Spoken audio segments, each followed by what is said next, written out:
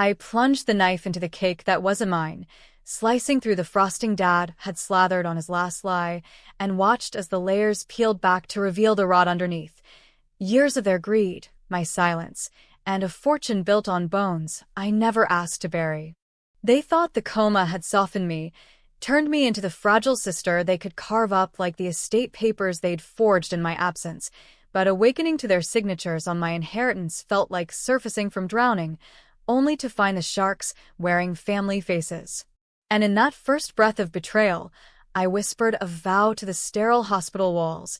I dragged their empire down brick by deceitful brick, even if it meant confessing the secret that could send us all to hell. The beeping machines were the first betrayal, relentless Morse code spelling out, "You're alive, but everything else is dead." I blinked against the fluorescent glare of Mercy Hospital's ICU in downtown Chicago, the kind of place where hope came with a side of regret and a bill that could bankrupt a ghost. My throat felt like it had been sandblasted, raw from the tube they'd yanked out hours ago. Or was it days? The nurse, a no-nonsense black woman named Rita, with arms like coiled springs, leaned over me, her voice cutting through the fog like a CTA train on rusted tracks. "Welcome back, Hazel. You gave us a scare." "Car accident," they said. "Hit and run. You're lucky to be breathing."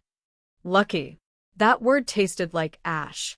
I tried to speak, but it came out as a rasp. She handed me a cup of water, her eyes softening just a fraction, the way Midwesterners do when they've seen too many South Side tragedies. I sipped, piecing together the fragments. The rain-slicked Lakeshore Drive, the headlights swerving into my lane, the crunch of metal that should have ended me. But it didn't. And now, here I was, 38 years old, single, childless, and staring at the ceiling tiles like they held the answers to why my body ached like I'd been tenderized by life's own fists. Rita adjusted my chattering about vitals and physical therapy, but her words blurred as the door swung open. There they were, my siblings, Ethan and Lila, striding in like they owned the joint. Ethan, the golden boy at 42, with his Brooks Brothers suit and that perpetual half-smile that screamed, "I close deals for breakfast." Lila, 35 and sharp as a switchblade, her blonde bob impeccable even in crisis, clutching a bouquet of lilies that reeked of funeral pretense. "Hazzy," Lila cooed, air-kissing my cheek before I could flinch. "Oh my God, you look alive." We were so worried.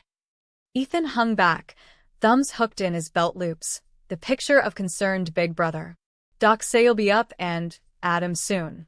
Tough as nails, like Dad always said." Dad. The mention hit like a sucker punch. Harlan Whitaker, the king of Whitaker Steel and Fabrication, who'd clawed his way from Gary's Mills to a Gold Coast penthouse, leaving a trail of bent rules and broken backs. He died 6 months ago, heart attack in his office, mid-negation over a shady merger. I'd been there, holding his hand as the paramedics loaded him up, whispering promises I couldn't keep. Now, with me laid up, they'd swooped in like vultures to a fresh kill. I managed a nod, my mind racing. The accident had happened right after the funeral arrangements, when I'd been driving back from the lawyer's office with Dad's final instructions, a manila envelope he'd shoved into my hands weeks before, sealed with wax like some medieval decree.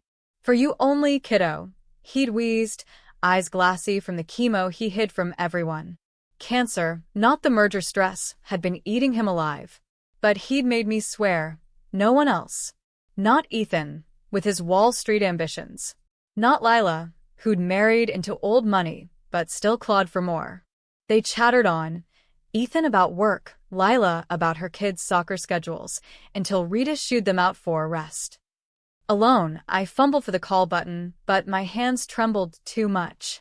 Instead, I closed my eyes, replaying the drive, the envelope on the passenger seat, the sudden slam of brakes, the world inverting.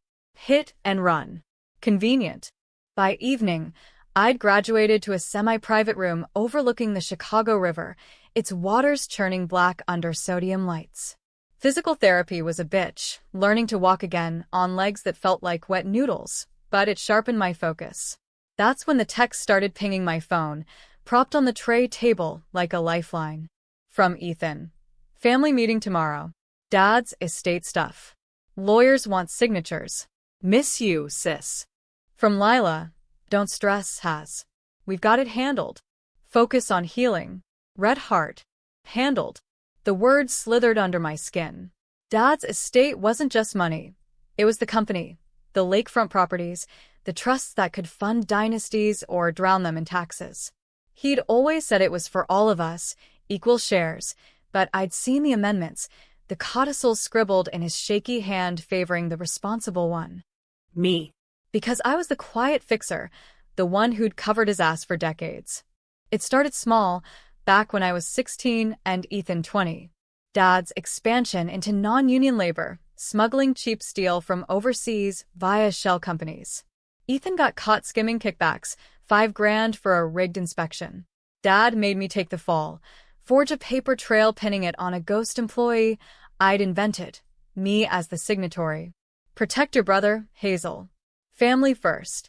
I did it, lost my college scholarship when the feds sniffed around, derailing my dreams of architecture school.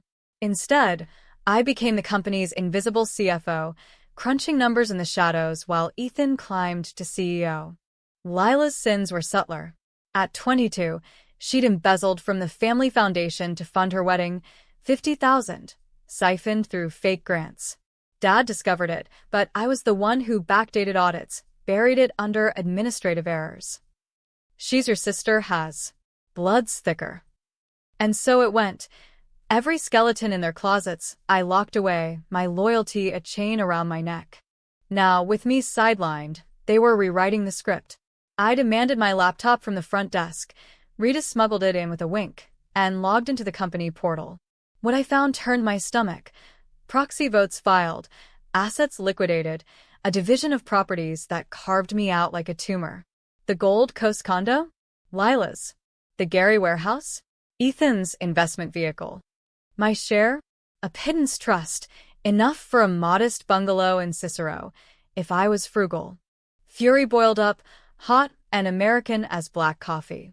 These weren't siblings, they were opportunists in khakis and pearls, feasting while I bled out. I fired off an email to the estate attorney, Roland Fisk, Dad's old golf buddy, demanding a hold on proceedings. CC. Ethan and Lila. I'm awake. Let's talk. Their replies came swift. Ethan's polished deflection, Lila's passive-aggressive emojis. But Fisk's was gold. Hazel, call me ASAP. Theirs. Discrepancies. Discrepancies. The word hummed like a live wire. I dialed from the bedside phone, heart pounding as Fisk's gravelly voice filled the line. Kid, you need to see this in person. Your father's will, the one they filed. It's not the one he gave me. The real will, sealed in that envelope, now lost in the wreck of my Subaru. Or was it? The cops had towed it to an impound lot in Bridgeport. I hung up, adrenaline surging through my veins like contraband. Rita walked in then, catching my wild eyes. Girl, you look like you just won the lottery. Or lost it. Both, I muttered, swinging my legs over the bed. Get me a cab. I'm checking out. She protested. Against protocol, doctor's orders, but I was Harlan Whitaker's daughter. Stubborn as sin. Twice as mean when crossed. By midnight, I was hobbling into my Logan Square walk-up, the city a neon blur of dive bars and delivery bikes. The place smelled of neglect, takeout containers from before the crash, dust on the bookshelves lined with dog-eared blueprints I'd sketched in stolen moments. I collapsed onto the couch, popping painkillers like candy, and plotted. First light brought clarity. I Ubered to the impound lot, flashing my ID and a wad of emergency cash Dad had stashed in a floor safe. The Subaru was a mangled testament, front end accordion folded, airbags deployed like failed parachutes. But there, wedged in the glove box amid shattered glass, was the envelope. Intact. Wax seal cracked but holding. I tore it open in the parking lot, rain spitting on the hood like accusatory whispers. Pages thick with legalese, but the heart of it, Dad's true bequest. Not equal shares. Me. Controlling interest in Whitaker Steel, 51%.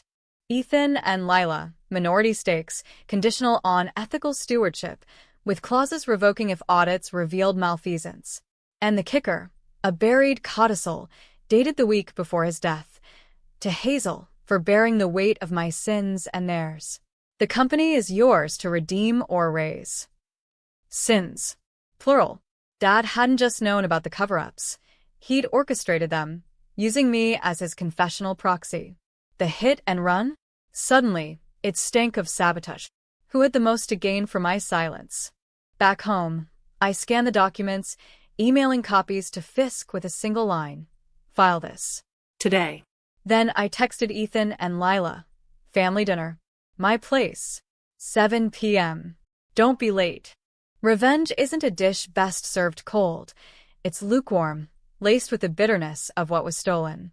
And as the clock ticked toward confrontation, I felt the first thrill of it uncoiling in my gut, a serpent ready to strike. The knock came at 6:55, punctual as a tax audit, but I let it echo unanswered for a full minute. Let them stew on the stoop, wind whipping off the L tracks, wondering if I'd changed the locks.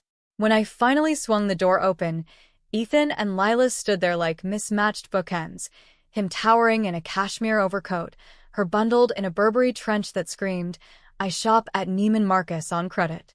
"Hazel, you shouldn't be out of the hospital," Ethan said, brushing past me with a cologne cloud of entitlement. "This is reckless." Lila hovered, thrusting a bottle of Napa Valley Cabernet at me like a peace offering. "We brought wine. To celebrate your recovery." Celebrate. The word nearly made me laugh, a jagged sound that caught in my throat.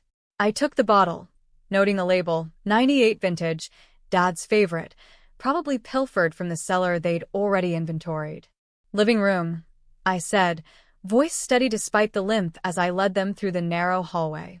My place was a far cry from their Lakeview spreads, exposed brick walls scarred by water stains, a thrift store sectional sagging under the weight of unspoken grudges, a coffee table cluttered with recovery pamphlets, and the manila envelope, propped like a guillotine blade. We settled in awkward formation, me on the armchair throne, them on the couch, knees not quite touching. Ethan poured the wine with practiced flair, 3 glasses that clinked like false toasts. "To family," he said, eyes flicking to the envelope. "And to putting this estate mess behind us." I let the silence stretch, sipping slow, watching Lila fidget with her diamond tennis bracelet, the one Dad had gifted her after I fixed her foundation fiasco. "Behind us," I echoed finally. Funny, because from where I'm sitting it looks like you two put it 6 feet under while I was flatlining. Ethan's smile faltered, just a twitch. "What are you talking about, Haz?" "We acted in good faith. The preliminary division was a forgery."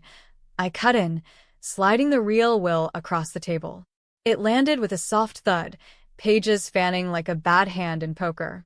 "Fisk filed the authentic version this morning. Effective immediately."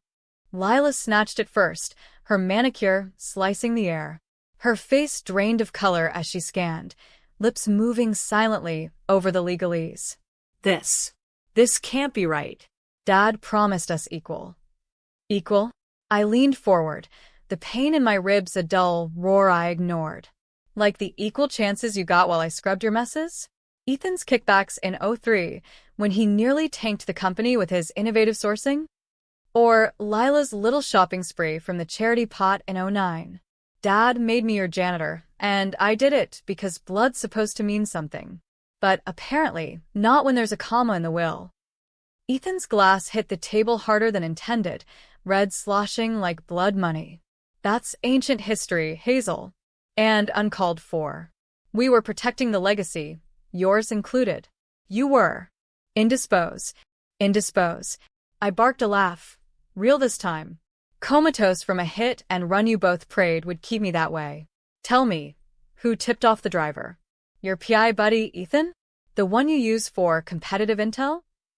The accusation hung there, controversial as a MAGA hat at a BLM rally, divisive, loaded, impossible to ignore. Lila's eyes widened, feigning shock. "Hazel, that's paranoid. We love you. We'd never." "Save it." I pulled out my phone, cueing the voicemail I'd retrieved from the impound lot's dashcam audio, fuzzy, but damning. A muffled call, patched through Bluetooth. Ethan's voice, clipped and urgent. Make sure it's clean. No witnesses. She's asking too many questions about the old files.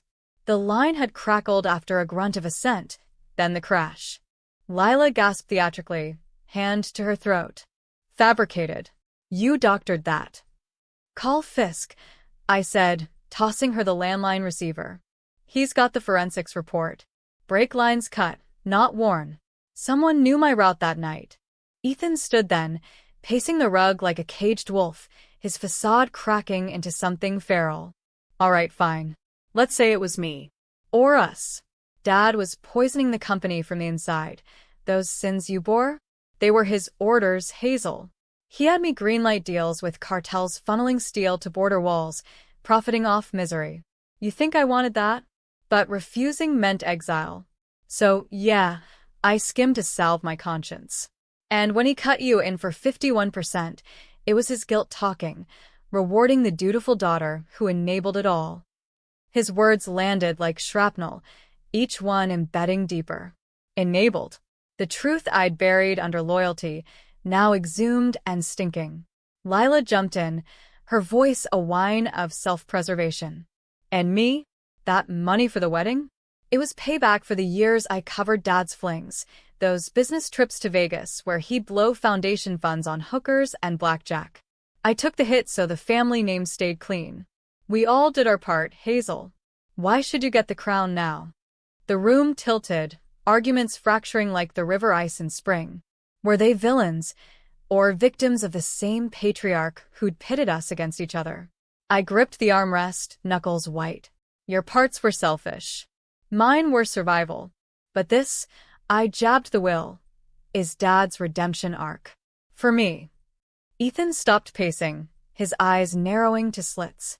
Redemption? Or punishment? You gonna run the company straight, misfix it? Or burn it down to spite us? Because if it's the latter, we'll fight. Lawyers. Leaks to the Tribune. Every dirty secret you buried comes out. Including yours. The threat coiled around my throat, controversial decisions flashing. Expose them and indict myself? Or wield the will like a cudgel, forcing uneasy alliance? Lila nodded, emboldened. We're family has.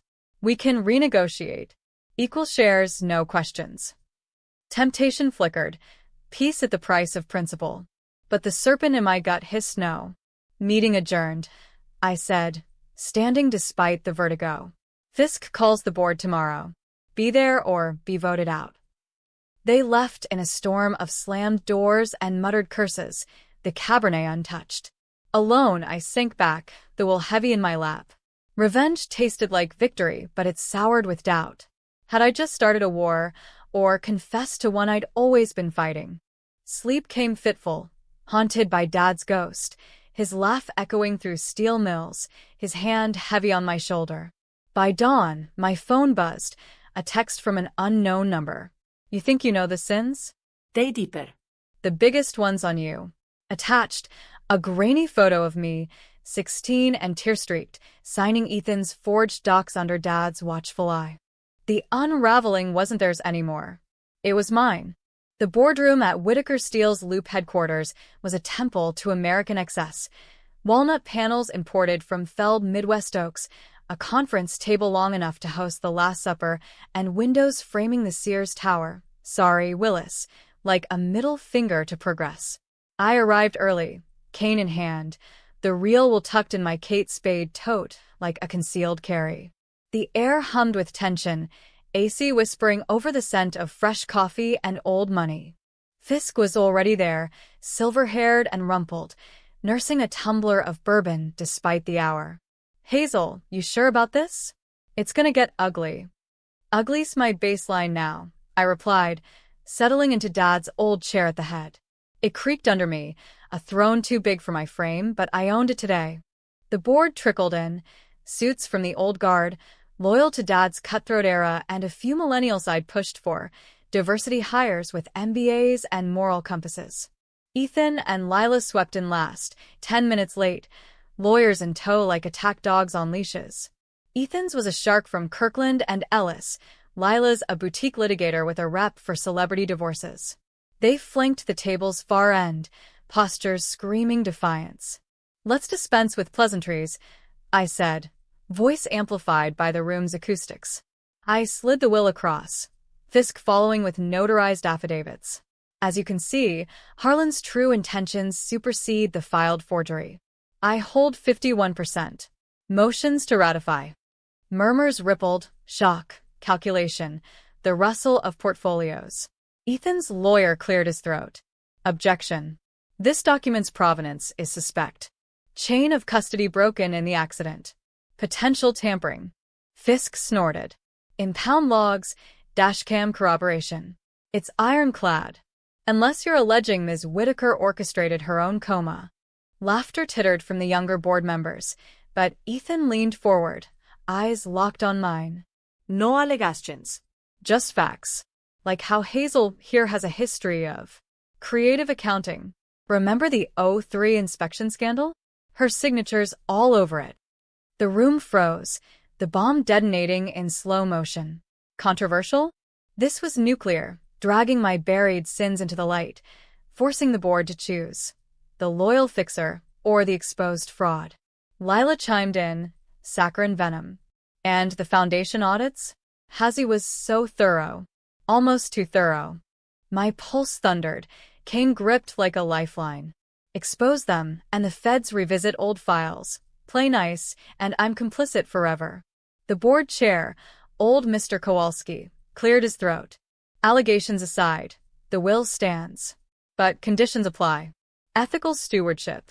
Any proof of malfeasance, and stakes revoke. Ethan's face twisted, mournful, manipulative. Proof? Like the cartel deals Dad inked, with Hazel's audits greenlighting every shipment? We can all go down, or we adapt. I propose a vote. Equal control, no revocations. For the company's sake. Adaption. His word, always his pivot. The board shifted, eyes darting, jobs on the line, pensions at stake. One millennial, Sarah from compliance, spoke up. This smells like coercion. If there's criminality, we report it. Clean slate or bust. Her words polarized the room. Half nodding, visions of subpoenas dancing, the other half stone-faced, clinging to status quo. I stood, cane thumping like a gavel. No vote. The will's clear. But I'll offer a deal. You confess, on record, to the board, what you did. The hit and run, the forgery. In exchange, I bury it. Again. We reform together, or you walk with nothing. Gasps echoed. Lila's lawyer whispered furiously, but she waved him off, standing with fire in her eyes. Bury it? Like you buried Mom's letters? The ones Dad burned after she threatened to leave, calling out his affairs? You were 12, and you lied to the cops about her accident, that overdose he staged as suicide. You said she was happy. Protected us all. The revelation crashed like a wave, dragging me under. Mom, elegant Evelyn, with her jazz records and dreams of Paris, gone at 39, pills scattered like confetti. I'd parroted Dad's script to the detectives, tearful and convincing, because he promised it'd keep the family whole. But whole. It hollowed us, turning love to ash. Ethan piled on, voice cracking for effect. Cease.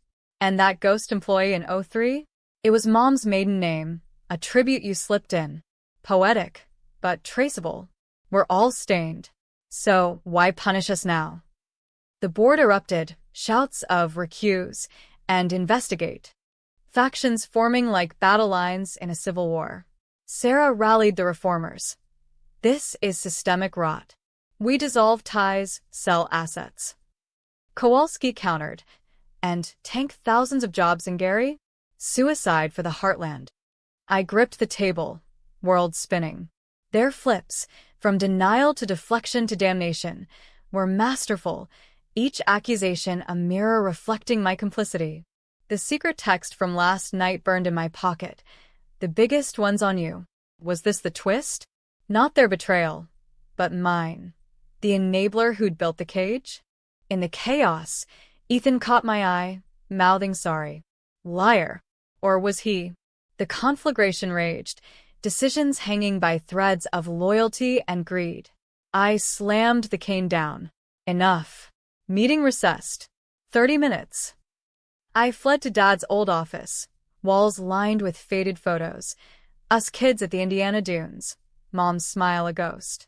Rifling the desk, I found it, a hidden drawer, locked with a combo from his birthday. Inside, letters, yellowed and furious. Mom's handwriting. Harlan, the affairs end, or I take the kids and the truth to the press. Your deals aren't business, they're blood money. And below, Dad's reply. Do it and his pays. She's the weak link, I'll make sure she signs for it all. He'd planned my fall from the start, grooming me as scapegoat. Tears blurred the ink, but clarity sharpened. Back in the boardroom, time up, I re-entered to stunned silence. New proposal, I announced. We all confess. Full audit. Voluntary disclosure to the DOJ. I lead the cleanup, but no one walks free. Refuse, and I trigger the revocation clause myself. Company to charity, us to court. The room splintered. Lila sobbed. Mercy has. For Mom. Ethan paled, calculating. Sarah beamed. Kowalski grumbled. Votes trickled, 6-4, 5 against. Mine the decider. Yes. But as hands raised, Ethan's phone buzzed. He glanced, face ashen. It's the Tribune. Anonymous tip. Whitaker empire built on cartel cash. Reporters at the gates. The conflagration peaked, flames licking at our heels. Who tipped them? Me? No, the unknown texter, twisting the knife deeper. The Tribune vans idled like predators outside the building, reporters swarming the lobby with microphones thrust like bayonets. Inside, the boardroom had devolved into a bunker mentality. Phones silenced, blinds drawn, Kowalski barking orders to PR while Sarah live-tweeted encrypted updates to whistleblower networks. Ethan and Lila huddled in a corner, their lawyers dialing frantically. Containment, spin. The American way of crisis. I stood at the window, cane forgotten, watching the chaos unfold below.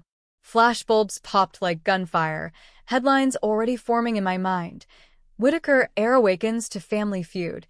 Cartels in the closet? The anonymous tip wasn't just a leak. It was a declaration of war, forcing our hand before ink dried on confessions. Fisk sidled up, bourbon breath warm on my ear. This changes everything, kid.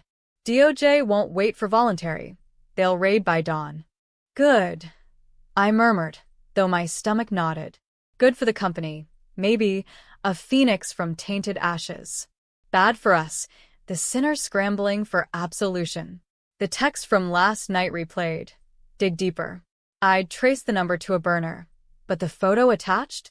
Time-stamped from Dad's office safe, meaning an insider. Who? The janitor who'd cleaned up Mom's accident? Or worse, me, in a dissociative fugue, sabotaging my own revenge? Ethan approached, shoulders slumped in defeat. Truce has? We go public together. United front. Blame Dad, not us. His flip was seamless, antagonist to ally, the chameleon charm that closed billion-dollar deals. But his eyes betrayed the scheme. By time, lawyer up, pin it on the dead man. Lila joined, mascara streaked, clutching my arm. Please. For the kids. My boys can't grow up with embezzler on their report cards. Polarization peaked here, in the eye of the storm. Forgive and fracture, or condemn and collapse. Their pleas tugged at the frayed threads of sisterhood, brotherhood. Blood I'd spilled metaphors for. Yet the will burned in my pocket. Dad's codicil a curse. Redeem or raise. No truce, I said, pulling away. We face it. All of it. Press conference now. Confessions on camera. Ethan's jaw tightened. You're dooming us. For what? Some moral high ground that's as fake as your audits. The barb stung. Controversial truth in venom. Was I the villain, wielding the will like a zealot sword, ignoring the collateral, Gary families facing layoffs, our names forever mud? Sarah overheard, nodding fierce. Or saving us. Transparency's the only out. The board voted again. Razor-thin my swing. Presser it was. We filed downstairs, a ragged procession, me front and center, Kane thumping defiance, Ethan and Lila flanking like reluctant sentries, lawyers herding stragglers. The lobby erupted, reporters shouting questions. Ms. Whitaker, cartel ties confirmed? Family infighting over billions? I raised a hand, voice steady over the din. Whitaker Steel has a past we're owning today. Under my father's leadership, decisions were made that cross lines, unethical sourcing, financial irregularities. We've initiated a full audit and voluntary disclosure to authorities. No one's above accountability, not even family. Flashes blinded, mics thrust closer. A grizzled vet from the Sun-Times. And the will? Siblings cut out. Lila stepped up, voice quavering. The will's valid. Hazel's lead is earned. We support her. Lies, but the performance earned sympathetic murmurs. Ethan added, scripted smooth. Reform starts at home. We're in this together. Together. The word mocked as we retreated upstairs, the immediate storm quelled but thunder rumbling. In the elevator, silence thick as fog, Lila whispered, "You got your revenge. Happy?" "Not yet," I replied, the serpent sated but watchful. Dawn broke over the lake, raids hitting like clockwork, feds and windbreakers swarming the warehouses, seizing servers and ledgers. We watched from the boardroom, coffee going cold, as helicopters buzzed overhead, Chicago's finest media circus. Arrests came swift. Ethan for the hit-and-run proxy. His PI flipped like a dime. Lila for the foundation fraud. Me? Questioned, but released. My confessions framed as whistleblowing. The enabler turned avenger. The twist dropped that afternoon, via Fisk's frantic call. "Hazel, the tipster? It's Harlan." Or was. Recorded message, timed release from a safe. "If they betray you, let the world burn. But know this, the biggest sin was mine, pushing you to cover for them, knowing it'd break you. Forgive me. Or don't." Dad. The schemer supreme, his final flip a grenade lobbed from the grave. He'd orchestrated the leak, the real will, even suspecting the sabotage, insurance against our greed. Redeem or raise. He'd raised it all, leaving me the ashes to rebuild. Ethan and Lila pled out, community service, fines, stakes revoked per the codicil. The company? Sold piecemeal to ethical buyers, proceeds to a victims' fund for cartel-affected families. I walked away with a modest severance, enough to finally chase those blueprints, designing affordable housing in Gary, turning Steele's scars to shelter. Happy ending? Debatable. I visit them in their downsized lives. Ethan coaching Little League, Lila volunteering at shelters, awkward barbecues where apologies curdle like bad milk. Forgiveness flickers, but trust? Shattered like my Subaru. Was Dad's ghost a guardian or ghoul? Hero or the ultimate betrayer? Readers argue in comment sections, picking sides in our fractured saga. Me? I sleep sounder now. The weight lifted, though scars itch on rainy nights. Revenge, it turns out, isn't closure. It's the spark that burns everything down, so you can finally see the stars.